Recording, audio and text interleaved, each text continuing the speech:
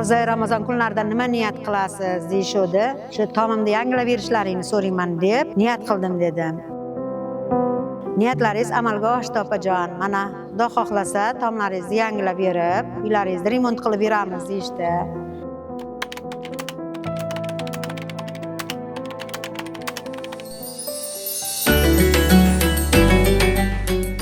Assalomu alaykum. Bugun biz Bekobod tumanidamiz. Vaqf xayriya jamoat fondi ijtimoiy himoya milliy agentligi bilan birgalikda Bekobod tumanidagi ta'mirga muhtoj oilalarning uylarini ta'mirlab berish va'da qilingan edi.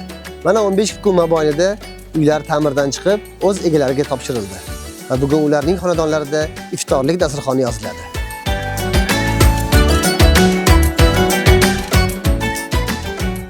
Alhamdulillah, Allohimga behisob shukr. Prezidentimizga, yurtboshimizga rahmat aytaman.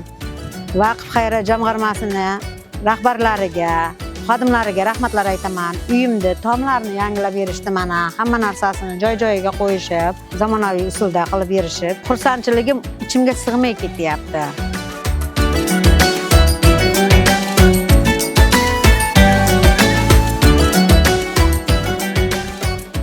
Mana sadaqa joriya bu hozir necha yillargacha shunga hissa qo'shganlar inshaalloh bir savobdan bahramand bo'lishadi.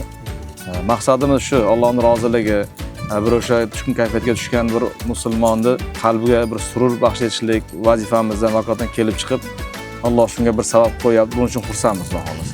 Hozir mana Toshkent viloyati Respublika Vaqf xayriya fondidan mana 15 kun ichida shu xonadonni joriy remont qilib, Ro'za Ramazon bayramiga tuhfa qilib topshirilyapti.